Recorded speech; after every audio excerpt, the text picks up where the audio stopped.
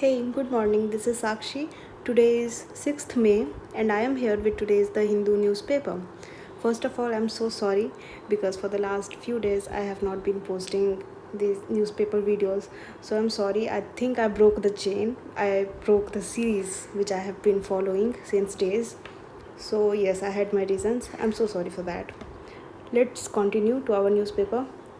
So the first news article, as you can see here, what Home Ministry has done, that it has directed states to conduct civil defense drills. So drills basically practices होता है, मतलब army का, military, मतलब navy, air force, ये लोग साथ मिलके practice करते हैं अपने स्किल्स को इम्प्रूव करने के ऑर्डर में, तो इसे ही ड्रिल्स कहा जाता है. तो सिविल डिफेंस ड्रिल्स कि मतलब अगर इन केस कल को कुछ होता है तो उस सिचुएशन में नॉर्मल कॉमन मैन को कैसे बचाया जाएगा, उन्हें कैसे डिफेंड किया जाएगा, उनकी सिक्योरिटी, उनकी सेफ्टी कैसे इंश्योर की जाएगी, उसके लिए होम मिनिस्ट्री ने डायरेक्ट किया सारे स्टेट्स को कि आप लोग ड्रिल्स परफॉर्म करो अपने अपने जगह पे.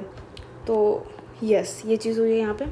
इसके अलावा यहाँ पे हमें दिख रहा है कि पुतिन जो है, व्लादिमीर पुतिन, रशिया के प्रेसिडेंट, उन्होंने हमारे प्राइम मिनिस्टर नरेंद्र मोदी को कॉल किया था और उन्होंने अपना फुल सपोर्ट सिग्नल किया है for fighting against terrorism.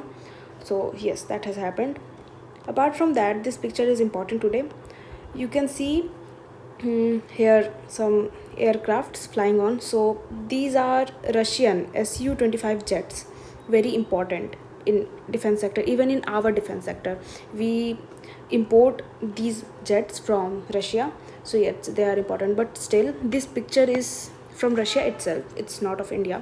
So yes, यहाँ पे आपको ये दिख रहा है कि एयरक्राफ्ट्स उड़ रहे हैं और उससे ऐसे कलर्स हमें देखने को मिल रहे हैं. रशियन फ्लैग बेसिकली यहाँ पे बनते हुए दिख रहा है हमें.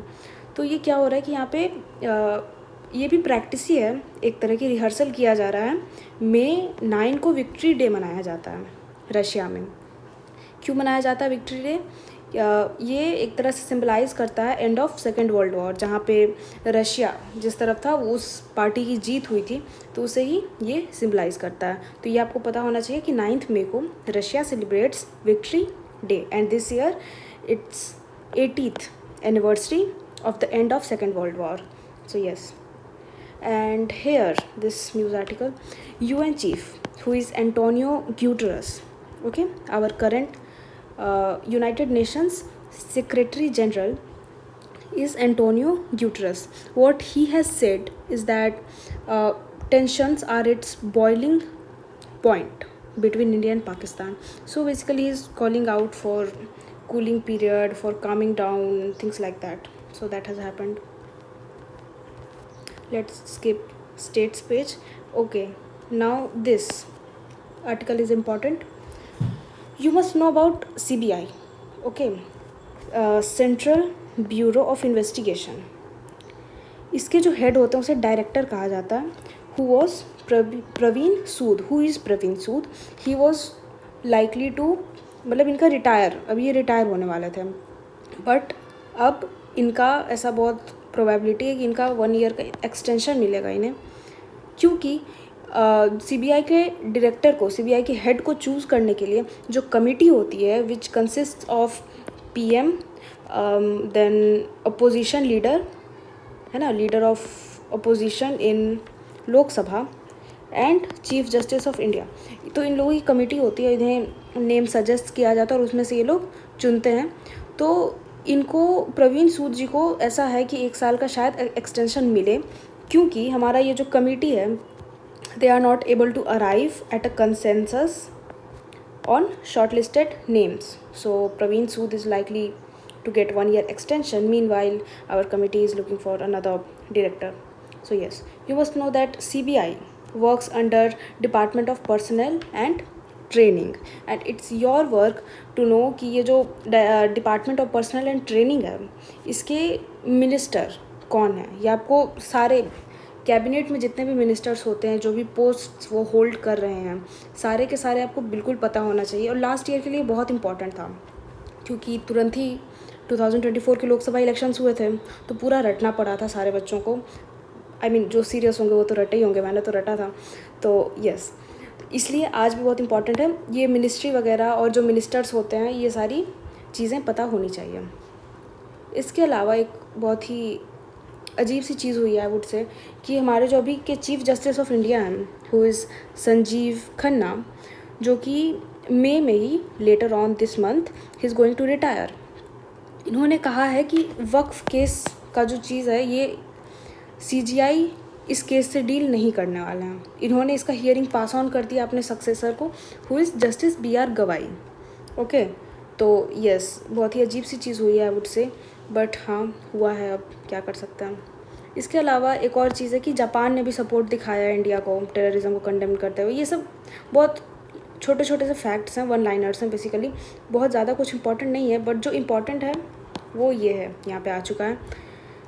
देखिए क्या होता है कि you must have heard about gambling, ठीक है, हिंदी में उसे सट्टा लगाना कहते हैं। तो उस चीज़ को ना बहुत कहीं भी सही जगह पे इस चीज़ को बहुत ज़्यादा डिमोटिवेट किया जाता है, सही नहीं माना जाता है ना, कि चांस पे पूरा ये जो चीज़ होता है सट्टा लगाना किसी चीज़ पे, किसी प्रोबेबिलिटी पे, चांस पे पैसा लगाना, उसमें मॉनेटरी इन्वॉल्वमेंट होता है, देन थिंग्स लाइक दैट, तो उससे बहुत ज़्यादा डिमोटिवेट किया जाता है।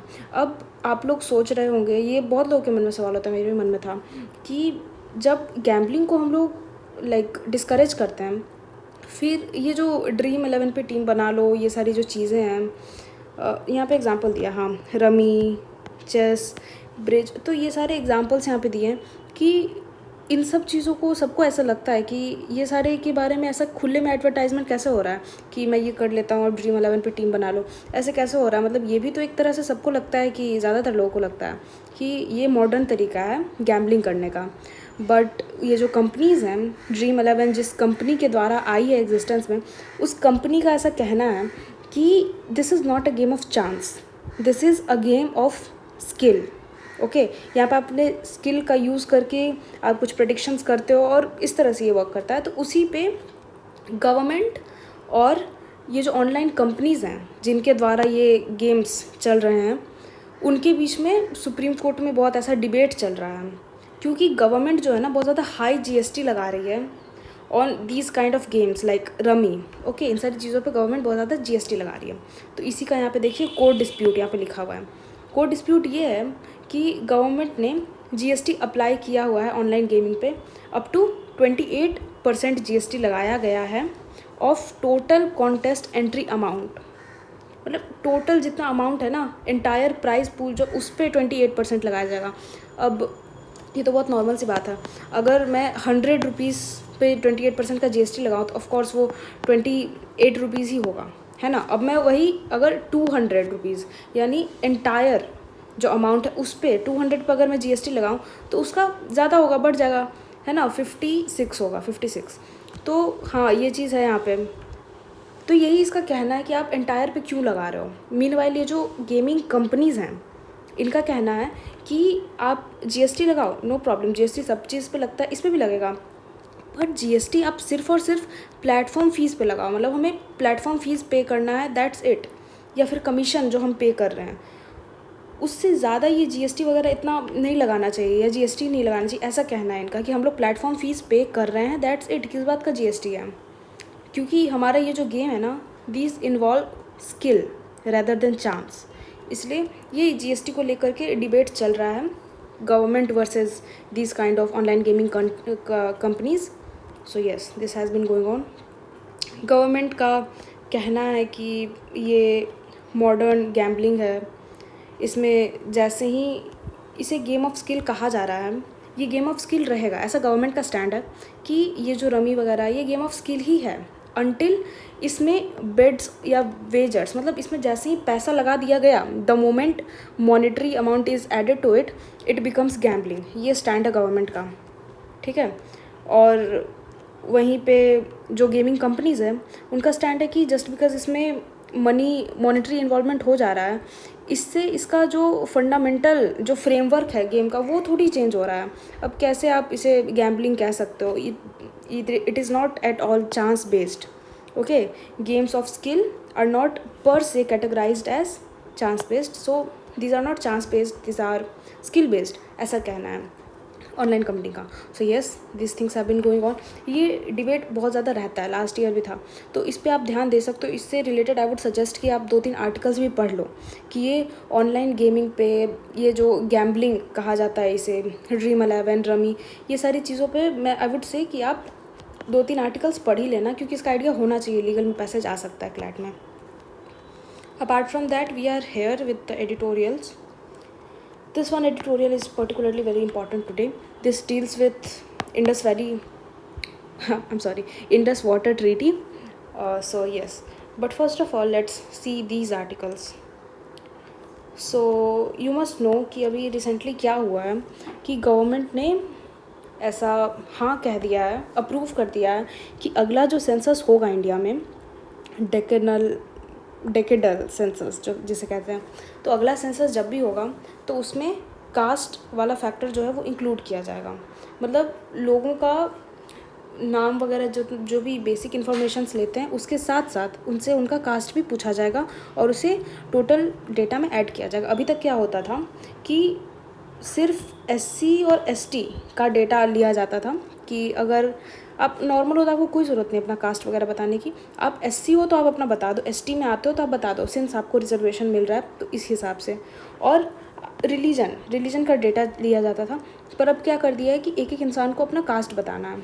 तो यस, उसी के बारे में ये टोटल डिस्कस कर रहा है कि ये जो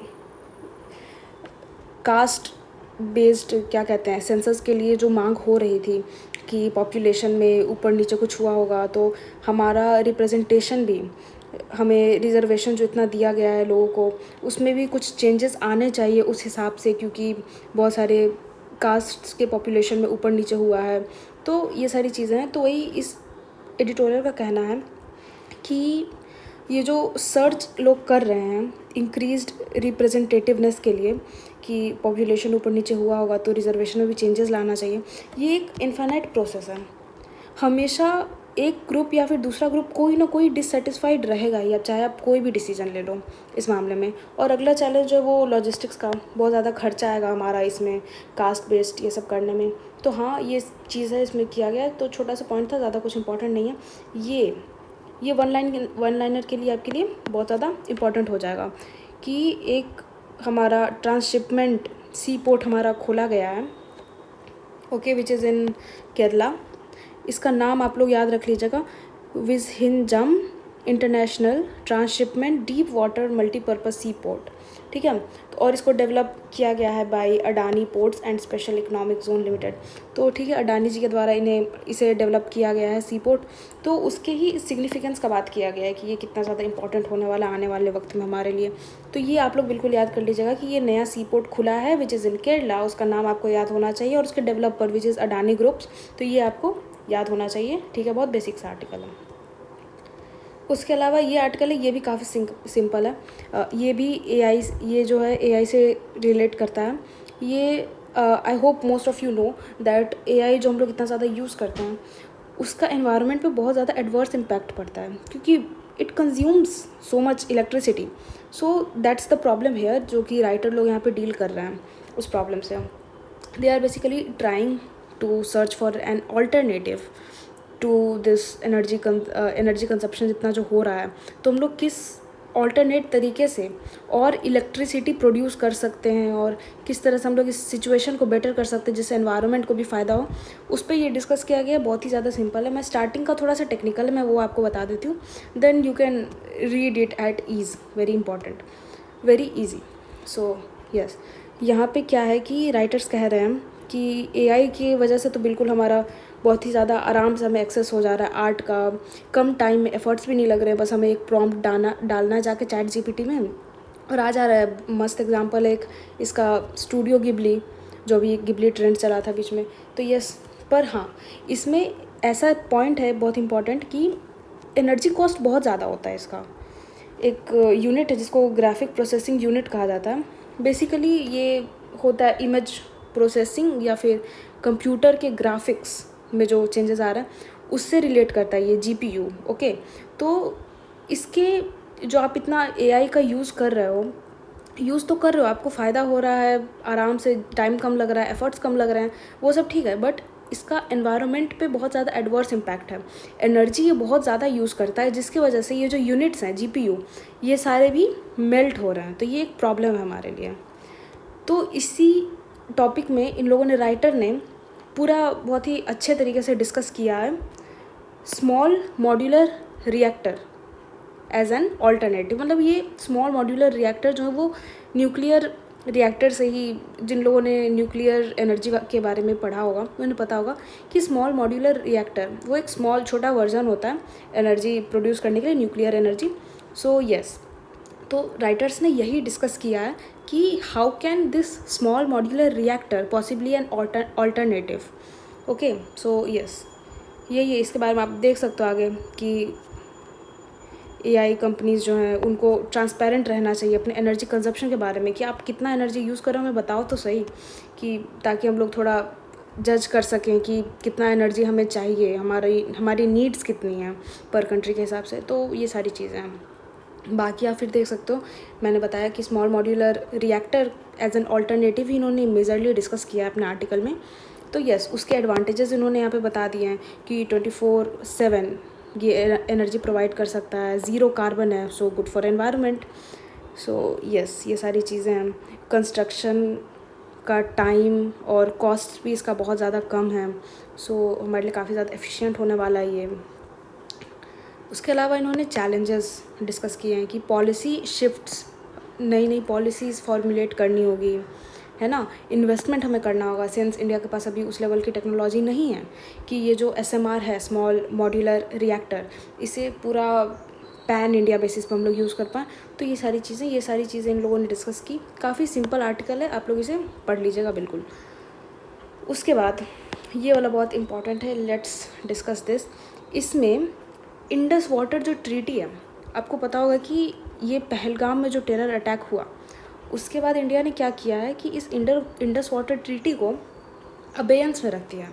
अनदर वर्ड इज़, उसे टेम्पररीली सस्पेंड कर दिया गया है, हम लोग नहीं मान रहे इंडस वाटर ट्रीटी को। तो उसी सेम पॉइंट को इसने बेसिकली एक डिफरेंट पॉइंट ऑफ व्यू से प्रेजेंट किया है यहाँ पे राइटर्स ने। ये बता रहा है कि how can India be wrong in this, जो हम लोग ये अबेयंस में रख दिए हैं इंडस वाटर ट्रीटी को। तो यहाँ पे how can India be on the wrong side, हम लोग कैसे, किस तरह से इंडिया गलत हो सकता है, किस तरह से ये चीज़ जो है ना इंडिया को हार्म कर सकती है, इंडिया के रेप्यूटेशन को हार्म कर सकती है। तो बेसिकली उस चीज़ से डिस्कस किया गया। आप यहाँ पढ़ लोगे तो आपको शॉर्ट में इनका पता चल जाएगा कि इनका एक्चुअली में पॉइंट क्या है, कि हम लोग वाटर रिसोर्सेज का जो यूज़ कर रहे हैं एज एन स्ट्रैटेजिक टूल, तो उससे शॉर्ट टर्म बेनिफिट तो है कि वर्ल्ड लेवल पे हमारा एक स्ट्रॉन्ग स्टैंड दिखा रहा है टेररिज्म के अगेंस्ट में एंड थिंग्स लाइक दैट।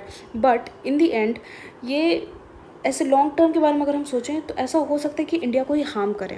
अब किस तरह से हार्म करें वो हमें एडिटोरियल पढ़ने में पता चलेगा, and I will quickly explain it to you. तो यहाँ पे वही कथा कहानी बताई गई है कि किस तरह से हमने उसे अबेयंस में, मतलब टेम्परली हमने उसे सस्पेंड कर दिया है, बट हमने एक कह सकते पॉसिबिलिटी छोड़ी है पाकिस्तान के लिए कि अगर उसे ये ट्रीटी वापस से चाहिए तो उसे क्या करना होगा, ऐसे उसे स्टेप्स लेने होंगे टू कर्ब टेररिज्म। ठीक है, उसे अपना एक स्टैंड लेना पड़ेगा अगेंस्ट क्रॉस बॉर्डर टेररिज्म। हम लोग तो देख रहे हैं कि लोग सामने से साथ दे रहे हैं, तो यस, हमने उनके लिए ऐसा किया है कि अगर पाकिस्तान जो है अपना पॉलिसी शिफ्ट्स लाता है, ऐसा स्टैंड लेता है कि they are against cross border terrorism, ऐसे कुछ एक्ट्स करे जिससे हमें भरोसा दिला सके वो, तो ठीक है, हम लोग ये एबेंस में जो हमने रख रखा है ये इंडस वाटर ट्रीटी को, ये हम लोग हटा देंगे। तो इस तरह से हमने पॉसिबिलिटी छोड़ी है पाकिस्तान के लिए।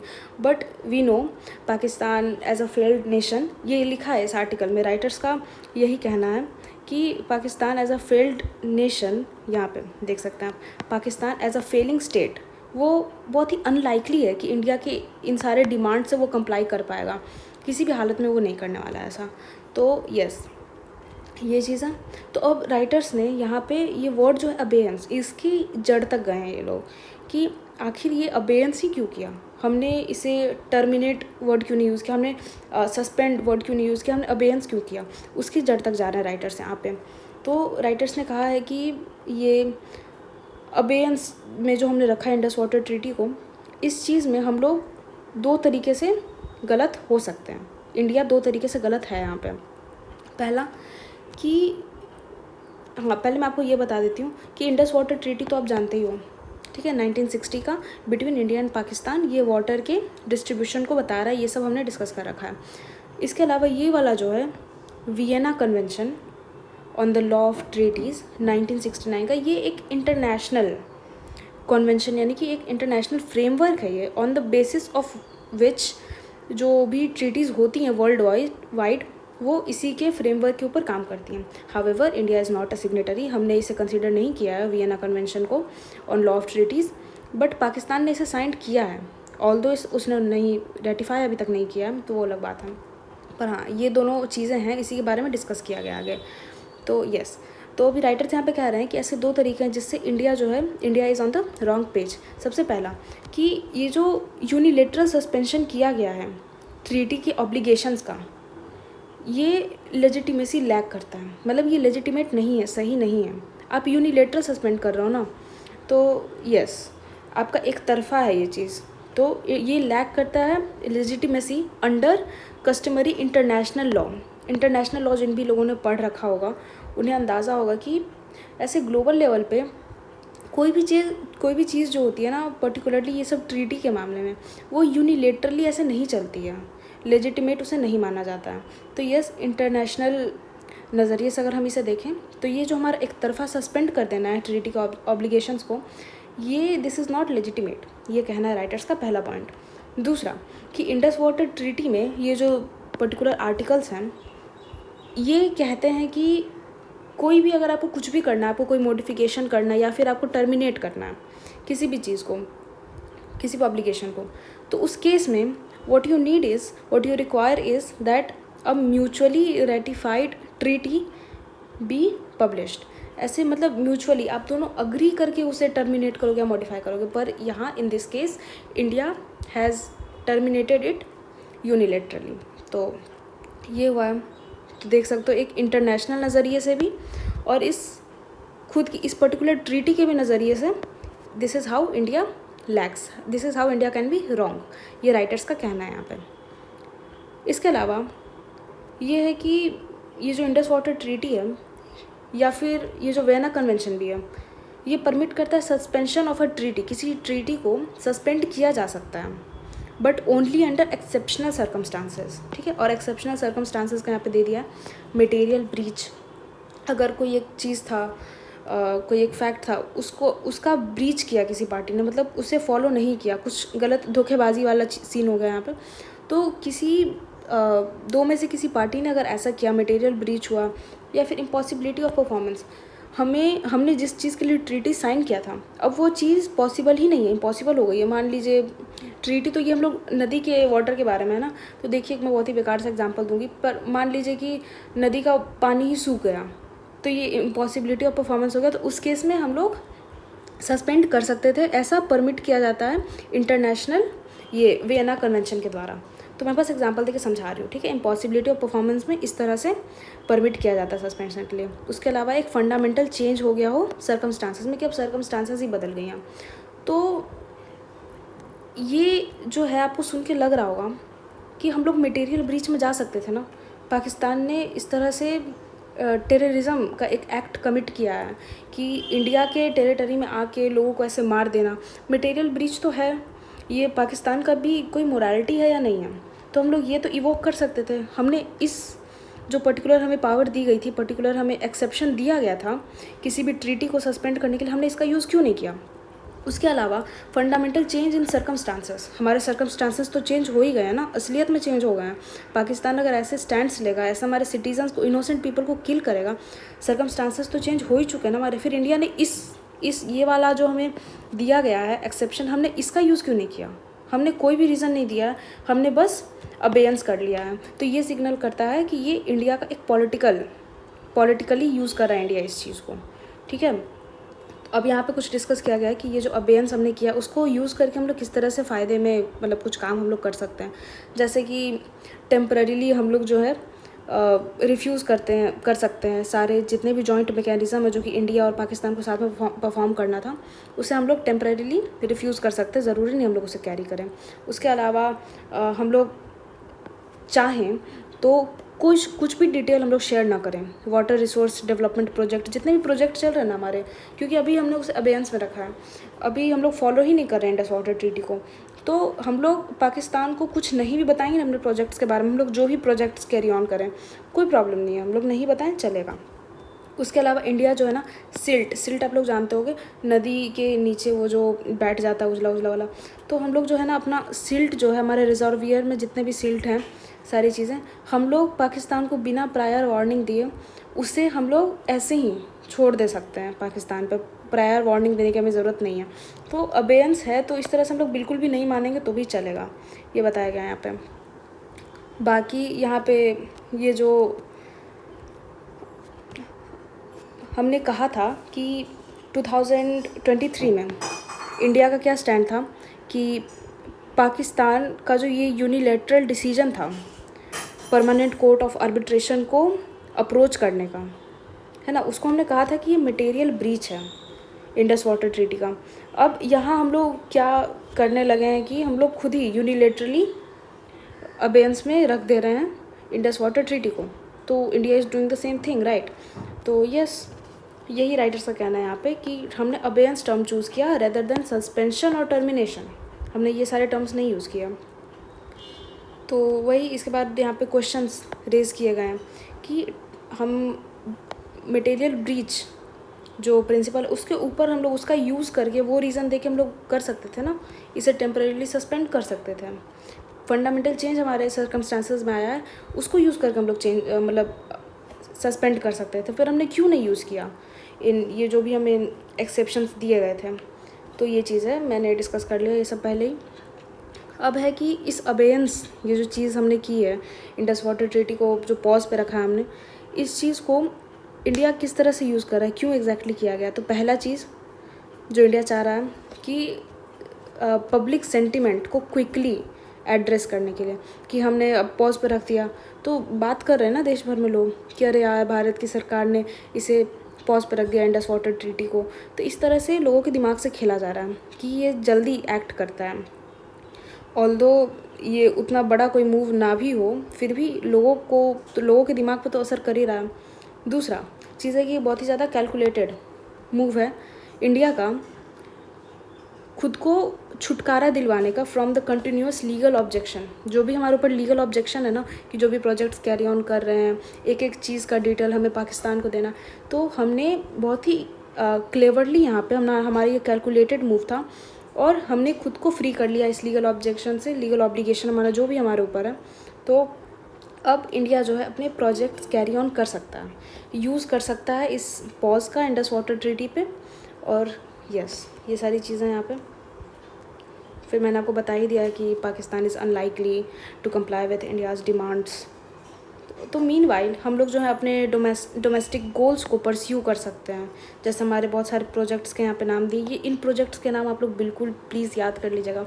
Kishan Ganga projects, Baglihar project, Ratle hydel projects, तो ये सारी चीज़ें नाम याद कर लीजिए क्योंकि बार बार आ रहा है ये न्यूज़ में, तो इम्पॉर्टेंट हो जाता है।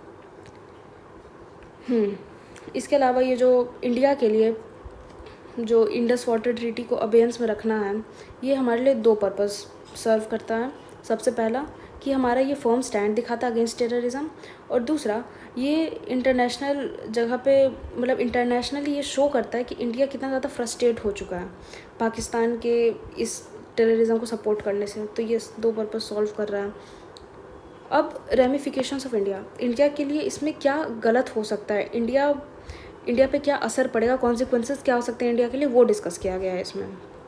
तो इसमें बताया है कि पहला चीज़ जो है कि ग्लोबल स्टेज पे ये हो सकता है कि इंडिया को फेस करना पड़े परमानेंट कोर्ट ऑफ आर्बिट्रेशन या फिर इंटरनेशनल कोर्ट ऑफ जस्टिस में, है ना, दोनों ही कोर्ट्स हैं इंटरनेशनल लेवल के। तो हो सकता है कि इन दोनों में से किसी कोर्ट को फेस करना पड़े इंडिया को, सिंस हम लोग यूनिलेटरली पॉज पे रख दिए हैं उसे। तो इसलिए इससे हमारा क्रेडिबिलिटी, जो भी लोग हमें अच्छा समझते थे, हमारी इमेज, हमारी reputation as an international actor, उस पर बहुत ही ज़्यादा असर पड़ेगा, डैमेज होगी हमारी इमेज। तो और डोमेस्टिकली क्या असर पड़ेगा कि हमारा क्वेश्चंस राइज होंगे about balancing between national security and ecological prudence, है ना। ऐसा नहीं हो कि कहीं जल्दी जल्दी में वाटर इंफ्रास्ट्रक्चर प्रोजेक्ट्स हम लोग रश करने लगें और ऐसा बहुत ज़्यादा रिस्की हो जाए हमारे लिए, है ना। तो ये सारी चीज़ें डायर कॉन्सिक्वेंसेस हो सकते हैं, क्योंकि इन्वायरमेंट पे भी तो ध्यान देना ज़रूरी है ना। अगर आप रिवेंज की भावना से जल्दी जल्दी अपने वाटर इंफ्रास्ट्रक्चर वगैरह आप डेवलप कर रहे हो, आपने प्रॉपर जितने भी आपको मेजर्स लेने थे और जितना टाइम लेके आपको काम करना था इत्मीनान से, वो आपने रिवेंज के चक्कर में जल्दी जल्दी किया कि जब तक इंडस वाटर ट्रीटी पॉज पे तब तक कर नहीं है सब कुछ, तो ऐसे तो दिक्कत होगी ना। इन्वायरमेंटल स्क्रूटिनी जो ज़रूरी थी, है ना, जो भी इन्वायरमेंटली ध्यान देने की ज़रूरत थी, पब्लिक स्क्रूटिनी जो पब्लिक के नज़रिए से भी ध्यान देने की ज़रूरत थी, तो ये आप स्किप कर रहे हो, दैट इज़ अ प्रॉब्लम। और ये सारी चीज़ें अल्टीमेटली अंडरमाइन करती है, वीकन करती है फाउंडेशनल प्रिंसिपल्स जो भी एक डेमोक्रेटिक गवर्नेंस का होता है। फिर क्या फ़ायदा डेमोक्रेसी फॉलो करने का जब ये सारी चीज़ें हो रही हैं कि हम लोग खुद ही डेमोक्रेटिक नहीं हैं एक ट्रीटी को फॉलो करने में, कि यूनिलेटरली हम लोग उसे पॉज कर दे रहे हैं and things like that. Writers ने एक और पॉइंट यहाँ पे रखा है कि इस ट्रीटी को पॉज पे रख देने से is it somehow addressing the root cause of cross border terrorism? नहीं, रूट कॉज कुछ भी हिट नहीं हो रहा है, रूट कॉज अभी भी वही है, क्योंकि लोगों की मेंटलिटी, सिचुएशंस, है ना, पाकिस्तान के लोग ही वैसे हैं, तो इससे अभी भी कुछ नहीं हो पा रहा है। और प्लस ये लीगली साउंड भी नहीं लग रहा है हमें। राइटर्स ने यहाँ पे एग्जांपल भी दिया है ना, कि यूनिलेटरली नहीं कर सकते हैं ऐसा, इंडस वाटर ट्रीटी में लिखा है म्यूचुअली रेटिफाइड हमें ट्रीटी चाहिए, उसके लिए दोनों तरफ से अग्री होगा तभी आप उसे पॉज पे कर पाओगे। तो हाँ, ये लीगली भी साउंड नहीं लग रहा है हमें। तो राइटर्स ने यहाँ पे कंक्लूड किया है कि हमें इंडिया को कुछ ऐसा पाथ लेना चाहिए जिससे कि पाकिस्तान पे प्रेशर तो पड़े ही कि वो अपना ये जो स्टैंड है उसका क्रॉस बॉर्डर टेररिज्म को लेके, पाकिस्तान पे प्रेशर पड़े अपने स्टैंड को चेंज करने का, है ना। वाइल इंडिया का भी पोजीशन जो है ना वो खतरे में ना आए, ग्लोबली हमारा पोजीशन खतरे में नहीं आना चाहिए, हमारे क्रेडिबिलिटी पे उंगलियां नहीं उठनी चाहिए, रेपुटेशन के साथ कुछ नहीं होना चाहिए, ऐसा कुछ करे भारत की सरकार। तो ये कहा गया है राइटर्स के द्वारा। सो यस, काफ़ी ज़्यादा डेप्थ में ये आर्टिकल था, तो डिस्कस कर लिया हमने। इसके अलावा this deals with caste census 2, ये भी वही है, उसके बारे में ये हिस्ट्री बताया गया बेसिकली। इसमें आप नहीं भी पढ़ोगे तो चलेगा उतना ज़्यादा, बट कुछ कुछ जीके के पॉइंट्स हैं जो कि आपको पता होने चाहिए। दैट इज़ 1930 में आई गेस लास्ट टाइम हुआ था। Okay, no I am not getting it, I am sorry. 1930 में, या फिर जब भी, मेरे हिसाब से तो 1930 ही है जहाँ तक मुझे याद है। गूगल पे प्लीज़ आप लोग सर्च कर लीजिएगा कि लास्ट टाइम जो कास्ट को इंक्लूड किया गया हो सेंसस में वो कब हुआ था। 1930 ही है मेरे हिसाब से, क्योंकि उस वक्त इंडिया आज़ाद नहीं हुआ था and I remember it being 1930, but I am not getting it है। नहीं, अब तो मैं पता लगा के रहूँगी। हाँ, 1931, फर्स्ट टाइम सिंस 1931। ओके, तो ये चीज़ है कि 1931 में लास्ट टाइम हुआ था, कास्ट भी लिया गया था इंडियंस का जब सेंसस हो रहा था। 1931 के बाद, इतने आज़ादी के इतने सालों के बाद, अब फाइनली अगला जो होगा सेंसस उसमें यूज़ किया जाएगा। तो हाँ, ये चीज़ें हैं जो मैं आपको जीके का पॉइंट कह रही थी। उसमें इम्पॉर्टेंट ये है कि 1953 में एक काका कालेलकर कमीशन बनाया गया था। इसे फर्स्ट ओबीसी कमीशन कहा जाता है, ठीक है, ये आपको पता होना चाहिए। फिर आप बोलोगे कि वो जो मंडल कमीशन था वो क्या था, तो वो सेकंड टाइम बनाया गया था नेशनल लेवल पे हमारा कोई कमीशन ओबीसी के राइट से डील करने के लिए। But the first one was काका कालेलकर कमीशन। जिन लोगों ने भी स्टैटिक जी के पढ़ा होगा उन्हें आइडिया होगा। बाकी आपको ईयर्स याद होना चाहिए कि 1953 में ये काका कालेलकर है, फिर मंडल कमीशन का रिपोर्ट 1980 में आया था। आपको पता होना चाहिए कि मंडल कमीशन को बनाया कब गया था, तो जनता पार्टी के द्वारा बनाया गया था जब वो पावर में आई थी। फर्स्ट टाइम जब कांग्रेस के अलावा कोई सरकार नेशनल लेवल पे आई तो इट वाज जनता पार्टी। तो हाँ, ये सारी चीज़ें हैं। इसके अलावा एक मुंगेरी लाल कमीशन था जो कि बिहार में बनाया गया था by then chief minister Bihar के कर्पूरी ठाकुर। उन्होंने भी रिकमेंड किया था रिजर्वेशन बैकवर्ड क्लास के लिए। मंडल कमीशन की रिपोर्ट ने भी रिकमेंड किया, काका कालेलकर में भी। तो बस वही सारी चीज़ें हैं। बाकी ये सब तो पॉलिटिकल हो जा रहा है, बट हाँ, आप नहीं भी पढ़ोगे तो चलेगा। अपार्ट फ्रॉम दैट, ये तो यूएस के प्रेसिडेंट और यूएस के फेडरल रिज़र्व जो बैंक हैं उनके चीफ के बीच का अलग ही सागा है। ये फेडरल रिज़र्व जो कि सेंट्रल बैंक है यूएस का, प्रेसिडेंट का कहना है कि आप लोग जो भी रेट्स हैं, इंटरेस्ट रेट्स हैं, उन्हें कट डाउन कीजिए आप लोग। मीनवाइल ये जो चीफ हैं ये कट डाउन नहीं कर रहे हैं। इनका पूरा इंडिपेंडेंट स्टैंड है। इनका कहना है कि नहीं, सेंट्रल बैंक का चीफ हूँ मैं, मेरा इंडिपेंडेंट स्टैंड होना चाहिए। तो ये सारी चीज़ें हैं, स्किप दैट, किसी काम का नहीं है ये। उसके अलावा तो ये भी छोटा सा न्यूज़ है, not much important I would say, but हाँ, इन इंसान का नाम है George Simion. I am sorry if I am pronouncing it wrong, but George Simion ये एक ऐसे इंसान है जिन्होंने रोमानिया का प्रेसिडेंशियल रीडू जो हो रहा है उसके फर्स्ट राउंड में ये जीते हैं अभी, ठीक है, फर्स्ट राउंड है ये वैसे, बट जो फाइनल रिजल्ट्स आएंगे तो वो हम लोग देखेंगे ही। और ये बहुत ही ज़्यादा प्रो डोनाल्ड ट्रंप इंसान है, बहुत ही वोकल भी हैं ये इस चीज़ को लेकर के ये डोनाल्ड ट्रंप के समर्थक हैं और रशिया को ये एक थ्रेट की तरह देखते हैं। तो ये इनका पॉलिटिकल स्टैंड है यहाँ पे। इसके अलावा न्यूज़ पेज में ये चीज़ मैंने कवर नहीं की अपने चैनल में, सो